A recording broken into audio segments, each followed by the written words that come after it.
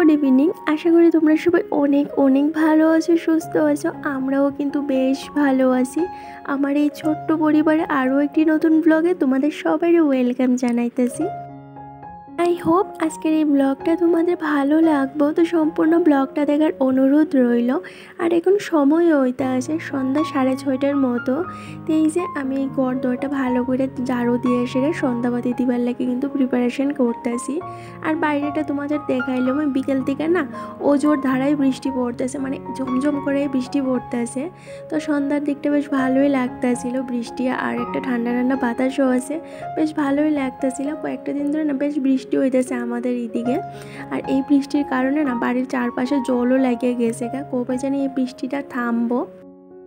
আর আমাদের এইখানে না এক দ্বারাই যদি এক সপ্তাহ বৃষ্টি হইতে থাকে তাইলে কিন্তু বাড়ি ঘরে জল ওঠার অনেকটাই চান্সেস থাকে। কিন্তু গত 2 বছর ধরে বাড়িতে জল উঠে না। আমরা যবে থেকে এখানে থাকা শুরু করছি তখন থেকে কিন্তু জল উঠতেছে না। তো এর আগে নাকি ভীষণ বাড়ি ঘরে জল উঠতো, মানুষের অনেকটা সমস্যা হইতো। তো মাঝে মধ্যে যখন কন্টিনিউ বৃষ্টি হইতে থাকে এইটা নিয়ে না ভীষণ একটা টেনশন লাগে, যদি বাড়ি ঘরে জল উঠে কী করবো, কোথায় যাবো। এইখানে তো আমাদের সেই রকম কোনো চিনা জানাও নাই বা কোনোখানে যাওয়ার জায়গাও নাই। তো ওই যে বৃষ্টি আইলে একটা ভয়ের মধ্যে থাকি, সবসময় ঠাকুরে ডাকি যে ঠাকুর বাড়ি করে যাতে জল না ওঠে।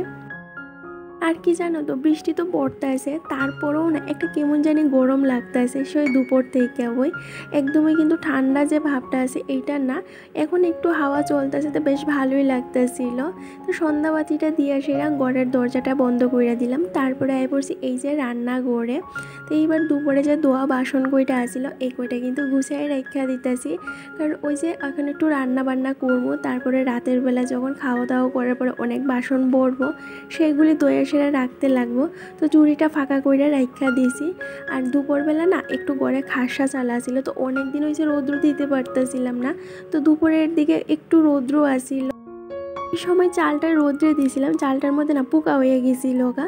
তো এই যে চালটা ভালো করে শুকাই গেছে পরে কৌটার মধ্যে ঢুকাইয়ে রেখে দিছি। তো একদিকে এই যে আমি দুধটা বোয়াই দিলাম, দুপুরবেলা যেহেতু দুধটা গরম করি, সন্ধ্যার সময় আরেকবার না গরম করলে দুধটা নষ্ট হয়ে যায় গা। তো একদিকে দুধটা বোয়াই দিছি আর একদিকে ভাত বোয়ামো। তো রাতের দিকে না আমার বেশি একটা রান্না বান্না থাকে না, একটু ভাত করলেই হয়ে যায় গা। আর দুপুরে যখন রান্না বান্না করি তখনই কিন্তু একদম রাত্রে লেগে তরকারিটা রান্না কইরা লাই, কারণ রাত্রেবেলা না আমার রান্না বাড়া করতে একদমই ভালো লাগে না কেন জানি। সারাদিন আমি যতটাই অ্যাক্টিভলি কাজ করতে পারি কিন্তু সন্ধ্যার পরে না রান্নাঘরের যে কাজগুলি থাকে এইগুলি করতে আমার একদমই ভালো লাগে না, যেমন বিশেষ করে রান্না বাড়াটা। তো এই দুপুরবেলায় কিন্তু আমি সমস্ত রান্না বাড়াটা কইরা রেখা দিই আর রাতের দিকে শুধু একটু ভাত করি।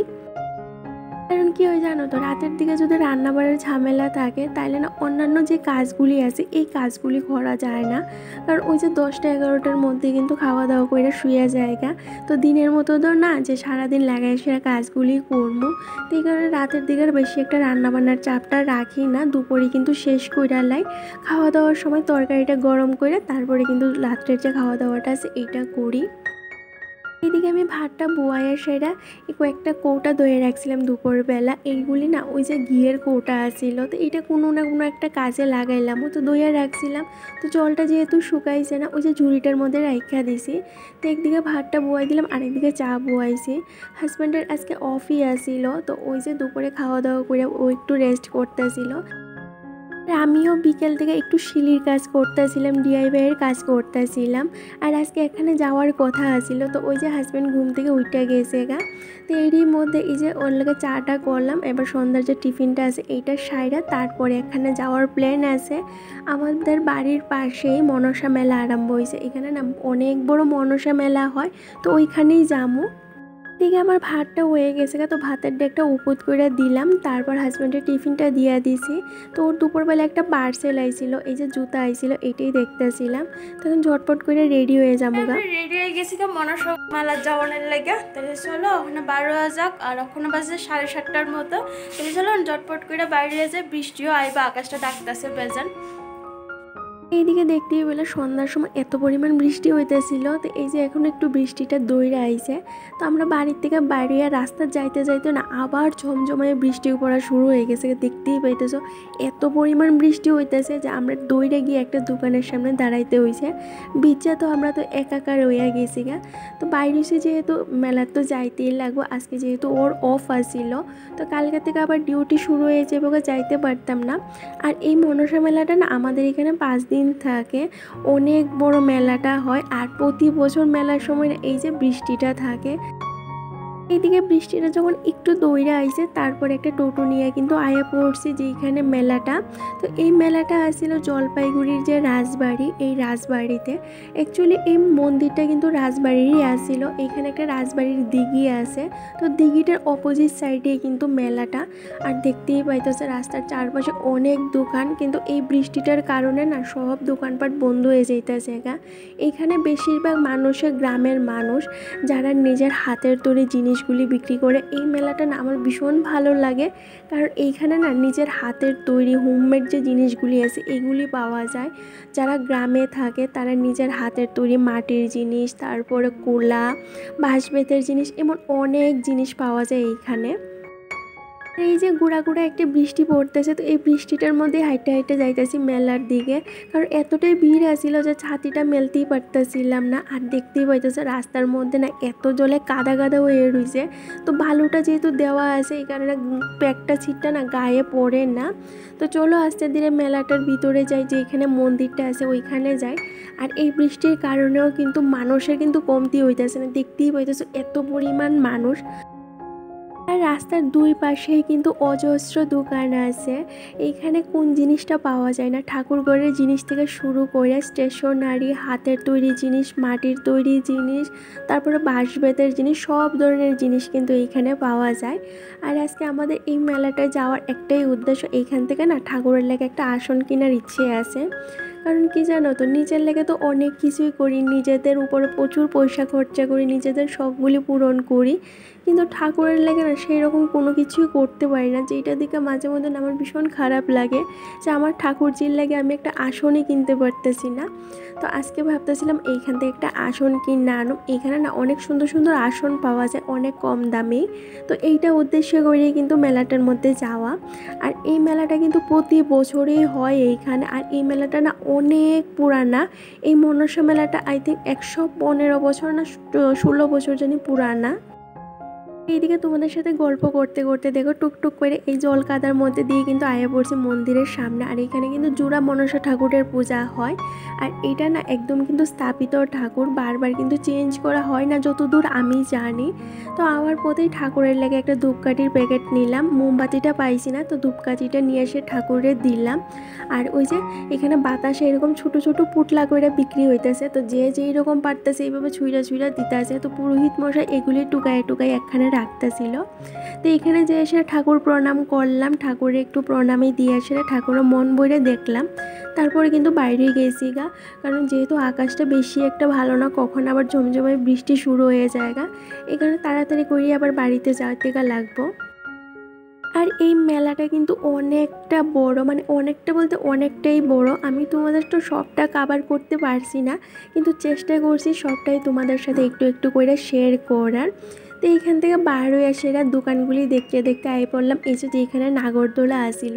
তো এখানে না একটা বড় নাগরদোলা আসিল, একটা ছোট নাগরদোলা আসিল। ছোটটা আসিল বাচ্চারা লেগে। তো আমরা অনেক শখ করে গেছিলাম যে নাগরদোলা চলমু, তারপর আর চলা হইল না। তো এখানে যাইতে যাইতে দেখলাম এই যে দুইজন লোক, একজন কালী আর একজন জানি কী সাহায্য রয়েছে আমি বুঝতে পারছি না ঠিক। আর চারপাশে এত দোকান, এই দোকানের মধ্যে এই যে একটা টেডির দোকান, যেইটা দেখে না আমার মনটা এইখানে আটকায় রয়েছিল, এত ভালো লাগতেছিল। তো এইসব আর কেনাকাটা করলাম না, ভাবলাম আজকে ঠাকুর ঘরের লেগে সমস্ত জিনিসগুলি কেনাকাটা করবো। তাই পড়ছি এই যে একটা ঠাকুরের জিনিস যে দোকানে পাওয়া যায় সেই দোকানে। অনেক দিনেরই ইচ্ছে আছিল আমি এরকম একটা পাথরের বাটি কিনুম, যেটার মধ্যে শিবলিঙ্গটা বয়ের সেরে আমি পূজা করবো। শিবলিঙ্গ নাকি পাথরের মধ্যে বোয়াইতে লাগে, তো আমি তো এমনি একটা বাটির মধ্যে বোয়াই রাখছি, যেহেতু এটা আমার নাই। আর যেহেতু আমার সংসারটা নতুন, জিনিসপত্র তো একটু একটু করে আমি গইরা তুলতেছি, কারণ বুঝতেই পারো অভাবের সংসারে না একটু একটু করে কিন্তু নিজেদের শখগুলি পূরণ করতে লাগে। একবারে যদি সবটা করতে যাই তাহলে না ওই মানুষটার উপরে ভীষণ চাপ পড়া জায়গা। আর একটা সংসার কিন্তু দুইজনের তাল মিলেই চলে। এখন যদি আমি কই না আমার এটা লাগবো, ও এটা কিনা দিতে কিন্তু বাধ্য, নাইলে আমি এটা নিয়ে ঝগড়া করুম, তখনই দেখবা সংসারে কিন্তু অশান্তির সৃষ্টি হয়। তো নিজেরা বুঝতে লাগে আর ওরও কিন্তু সময় অবস্থা পরিস্থিতি সবটা বুঝিয়ে কিন্তু চলতে লাগে। ওই দোকানটা থেকে একটা পাথরের বাটি কিনলাম, তার সাথে আরও কয়েকটা টুকটাক জিনিস কিনছে, যেমন গার্ডার, সেফটি পিন, এই কয়েকটা জিনিস কিনলাম। কিনা বারোই আয়েসেরা একটা কুলফি খাইলাম। এত গরম লাগতেছিল হাঁটতে হাঁটতে, তো একটা কুলফি খায় না শরীরটা বেশ ঠান্ডা হয়ে গেছে গা, আর এনার্জিও পাইলাম আবার ঘুরা দেখার লেগে। তো হাঁটতে হাঁটতে আয়া পড়ছি এই যে একটা নাগরদোলার ওই পাশে, আবার আয়া দেখে এইখানে না একটা মহিলা ডান্স করতেছিল। তো আমি গানটা মিউট করে দিচ্ছি না, এটা কপিরাইট আইতো। তো এইখানে একটু দাঁড়াইয়া দেখলাম, তারপরে গেলাম এই যে এইটা চলার লাগা। যাওয়ার পরে না আর একদমই সাহস হইতেছিল না যে এইটার মধ্যে উঠবো। আর আমার বাইরের থেকে যত স্ট্রং দেখতে পাও, আমি কিন্তু এতটাও স্ট্রং না। আমি এইসব জিনিস একদমই চলতে পারি না, কারণ আমার উপরের যে কোনো জিনিস আমার ভীষণ ভয় লাগে, এই কারণে কোনো দিন এইসব আমার চলা হয় না। আর ওই যে আমি এইসবে উঠলাম না, এখানে হাজব্যান্ড আর উঠলো না, কারণ ওর একা নাকি ভালো লাগে না। তো যাই হোক, এদিকে ঘুরতে ঘুরতে আয়া পড়ছি এই যে যেখানে দা, খুন্তি, এবার রান্নাঘরের জিনিস পাওয়া যায় সেই দিকে। তো এইখানে এসে একটা দোকানে গেলাম, গিয়ে এসে এই যে একটা দা দেখতেছিলাম। এটা আমার ঠাকুর ঘরের লাগে, কারণ যখনই ঘরে একটু একটু পূজা দিই না, ফল ফসলে খাটতে ভীষণ কষ্ট হয়। তো এই কারণে একটা দাও নিলাম। আর ওই যে রান্নাঘরের যে একটা চিমটা হয়, ওই চিমটাটা নিলাম এইখান থেকে। তাহাটা নিয়েছিল 60 টাকা আর চিমটাটা নিয়েছিল 50 টাকা। তো এই দুইটা জিনিসে এইখান থেকে নিলাম। আরও কয়েকটা জিনিস নিবার আসিল, কিন্তু এইখান থেকে আজকে আর নিলাম না, অন্য আরেকদিন যদি যাই ওই দিন নিমু। আমার না একটা লোহার কড়াই আনার ভীষণ ইচ্ছে আসিল। তো কড়াইগুলির দাম না এতটাই কইতাছিল যে এখন আমার সামর্থ্যের মধ্যে আসিল না। তো যাই হোক, এইখান থেকে বাড়িয়ে কিন্তু রাস্তাটা যাইতে যাইতে দেখলাম এই যে এত বড় বেলুনগুলি, যেগুলি দেখে আমার বেশ ভালো লাগতেছিল। হাজব্যান্ডের কাছে দাবি করে বললাম আমার একটা কিনা দাও, কিন্তু ও আমার কথাটা শুনো না, ও আগে আগে একটা পড়ছে। ও আমার যখনই কিছু একটা এরকম কই, ও আমার কেউ বাচ্চাটার মতো তুমি কে লেগে এরকম করো। তো যাই হোক, কি আর করার, কিনা তো দিল না। তো আইতে আইতে না ভীষণ ক্ষুধা লেগে গেছিলো গা। তো কইলাম একটা এগরোলই খাওয়াও। তো একটা এগরোল খাই এসে আয়ে পড়ছি যে জিনিসটা নিতে গেছিলাম আজকে, এই জিনিসটা, এই যে আসনটা কিনলাম। এই আসনটা কিন্তু অনেকটা বড়, আর আমার না এতটা ভালো লাগছে এই আসনটা দেখে সেইরা। তো যাক, ফাইনালি আমি আমার ঠাকুরের লাগে একটা আসন কিনতে পারছি। আমি এতটাই খুশি যে আমি এই আসনটা আজকে কিনতে পারছি। তো প্রথমে আমাদের ইচ্ছে ছিল ছোট ছোট আসন কেনার, তারপরে এই বড় আসনটা দেখে না এতটাই ভালো লাগছে যে এইটার থেকে না আর নজরটা একদমই ফিরাইতে পারতেছিলাম না। তো কি আর করা, এই একটা বড় আসনে নিলাম। এই আসনটা না 3000 টাকার নিয়েছিল। তো লোকটা কইতেছিল 5000 টাকা। একটু বার্গেনিং করার পরে 3000 টাকায় কিন্তু এই আসনটা কিনলাম। তো এই আসনটা নিয়ে আর বেশি একটা দেরি করলাম না, সোজা আয়া পড়লাম কিন্তু বাড়িতে। আর এখন সময় হইতেছে ওই যে 8:30 কি 9টার মতো। তো বাড়িতে আয়া কিন্তু আবার ঘরের কাজগুলি শুরু করে দিছি। বন্ধুরা, আমরা বাড়ির যে বউরা আছি বা হাউস ওয়াইফরা আছি, আমরা যেইখানেই ঘুরতে যাই, বাড়িতে ঢোকা মাত্রই কিন্তু আমাদের মাথায় এইটাই চলতে থাকে যে কাজগুলি আবার করা শুরু করে দিতে লাগবো, কি কি কাজ করতে লাগবো, কই কি আছে, সেই টুকে টুকে কিন্তু সমস্ত কাজগুলি আবার বার করে করা শুরু করে দিই। তো আমিও এই যে বাড়িতে আইয়া নাইটিটা চেঞ্জ করলাম, তারপরে একটু সন্ধ্যার টিফিনটা কইরা এই যে আবার কিন্তু কাজগুলি শুরু করে দিছি। তো কালকে হাজব্যান্ডের যেহেতু ডিউটি আছে, ওর জামা কাপড়টা বাস করে রাখা দিছি। আর ওই যে সন্ধ্যার সময় তো বিছনাটাও ঠিক করতে পারছেন, তাড়াহুড়া করে বার হইয়া গেছি গা। তো এবার একদম ঘর দুয়ারটা ভালো করে গুছাইয়ে রেখা দিমু। আর যাইবার আগে তো রান্না বান্নাটা সাইরা গেছিলাম গা। তো এবার অন্য যে কাজগুলি আছে এগুলি কইরা নিতেছি। আর তোমাদের সাথে তো আমি প্রায় সময় শেয়ার কইরা থাকি যে রান্না বাড়ার যে প্রিপারেশনটা আছে বা যে সবজিটা, এটা কিন্তু আমি আগের দিনে রেডি করে রাখা দিই। যেমন এই যে রাত্রেবেলা কিন্তু আমি সবজিটা সমস্তটা রেডি করে রাখা দিই, যাতে সকালবেলা ঝটপট করে রান্নাটা সাইরা নিতে পারি। তো তোমরা এই জিনিসটা বাড়িতে ট্রাই করে দেখতে পারবো, দেখবা সকালটা না তোমাদের এতটা ইজি হয়ে যাবে আর এতটা রিল্যাক্সিং লাগবে, তোমরা নিজেরাই বুঝতে পারবা। আর বাকি কাজগুলি করার লাগেও কিন্তু অনেকটা সময় পাইবা। এত তাড়াহুড়া করে কিন্তু তোমাদের সকালটা শুরু করতে লাগতো না। তো এইদিকে কিন্তু আমি সবজিটা রেডি করে রেখে দিয়েছি কালকের লেগে। তো কালকে একটু নিরামিষ তরকারি করবো, তার সাথে একটু বাঁধাকপির শাক করবো। তো সমস্তটা কাইটটা এই যে এবার ফ্রিজে রেখে দিতে, সকালবেলা শুধু ফ্রিজ থেকে বার করে ঝটপট করে রান্না করলামও। গতদিনের ব্লগে আয়েশা খাতুন আপু কমেন্ট করছিল, তোমার ব্লগ আমি প্রায় 2-3 মাস ধরে দেখি, আগের ব্লগগুলিও তোমার দেখতাম, বেশ ভালো লাগে, তোমার কাজগুলি দেখলে বেশ আমি অনেকটা এনার্জি পাই। আর ওই আপুটা একটা রিকোয়েস্ট করছে যে প্রতিদিনের ব্লগ দেওয়ার লাগা, প্রতিদিন ব্লগ না দিলে ভালো লাগে না। তো এই কথাটা না তোমরা প্রায়ই আমারে কইয়া থাকো, আর এই কথাটা শুনলে আমার বেশ খারাপ লাগে যখন আমি তোমাদের সাথে রেগুলারিটি মেনটেন না করতে পারি। কারণ আমার ইচ্ছে করে জানো তো প্রতিদিন তোমাদের সাথে ব্লগ শেয়ার করার, কিন্তু সারাদিন দেখতে পাবো একা হাতে গোটা সংসারটা আমি সামলাই। সেই জ্বর হোক, তুফান হোক, শরীর ভালো থাকুক খারাপ থাকুক, যেরকমই থাকুক, সংসারের সমস্ত কাজ কিন্তু আমার গাড়ির উপরেই থাকে। নিজের হাতের সংসারের সমস্ত জিনিসটা আমার সামলাইতে লাগে। তো অনেক সময় এতটা হয়রানি হয়ে যায় বা এতটা ক্লান্ত লাগে যে তখন আর ইচ্ছে করে না যে সারাদিনের পরে রাত্রে যাই সেটা আবার ভিডিওটা এডিট করি। আর ওই যে ঘুমটা ঠিকঠাক মতো না হলে না পরের দিন আর আমি কোনো ব্লগই শ্যুট করতে পারি না, কাজও করতে পারি না। তো ওই সময়টাই তোমাদের সাথে আমি আর ভিডিও শেয়ার করতে পারি না। তখন তোমাদের যেরকম খারাপ লাগে আমাদেরও কিন্তু ঠিক সেই রকমই খারাপ লাগে যে আমার বন্ধুরা এত ভালো পায় আমার কথা, আমার কাজ, আমার সংসারটা, সেইখানে দাঁড়িয়ে আমি তোমাদের সাথে ভিডিও শেয়ার করতে পারি না। যাই হোক, আমি চেষ্টা করুম তোমাদের সাথে প্রতিদিনের ব্লগ শেয়ার করা, ছোট বড় যেই রকমই হোক শেয়ার করার। তোমরাও আমার পাশে ঠিক এইভাবেই থাকো। আর এদিকে তোমাদের সাথে গল্প করতে করতে দেখো রাতের খাওয়া দাওয়াটাও কিন্তু সাইরা নিছি। তারপর এই যে রান্নাঘরটা ভালো করে পরিষ্কার করে বাসন করে ধুয়ে নিলাম, আর এদিকে সমস্ত জিনিসপত্র গুছাইয়ে নিছি। এইবার ফ্রেশ হমো, তারপর মশারিটা লাগাই ঘুমাইতে যাবো। ঘুমাইতে তো না, ভিডিও এডিটের কাজটা সারমো, তারপর ঘুমাইতে যাবো। তাইলে চলো এই যে ফ্রেশ হইতে হইতে আমার কয়েকটা মিষ্টি মিষ্টি বন্ধুর নাম নেওয়া যাক, যারা প্রতিদিন আমার অনেক অনেক ভালোবাসা দেয় আর অনেকটা সাপোর্ট করে। আইমান নীলা, মিতা মাঝি, সুহানা খান, রাজ ব্লগ, মুক্তার হোসেন, পূজা হালদার।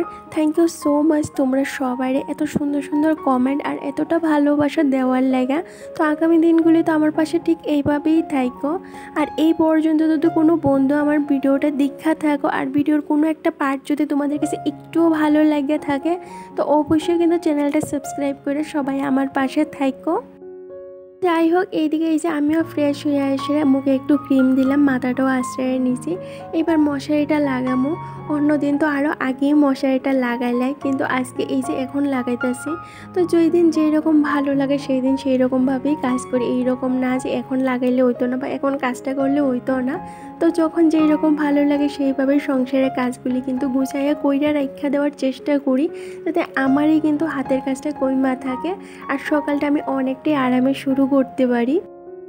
এইভাবে গুছাইয়া কাজগুলি করি দিকে কিন্তু একা হাতে আমি সব দিকে সামাল দিতে পারি। দেখুন এখনো সময় হইতেছে ওই 11:15টার মতো। আজকে ব্লগটা আমি এখানে শেষ করলাম। যদি ভালো লাগে অবশ্যই কিন্তু চ্যানেলটা সাবস্ক্রাইব করো, একটা লাইক একটা কমেন্ট করে কিন্তু তোমাদের মতামত জানিয়ে কেমন লাগছে তোমাদের কাছে। আজকের জন্য টাটা, দেখা হবে পরের দিন সকাল 10টায় এমন একটা সুন্দর ব্লগের সাথে। আজকের জন্য টাটা, গুড নাইট।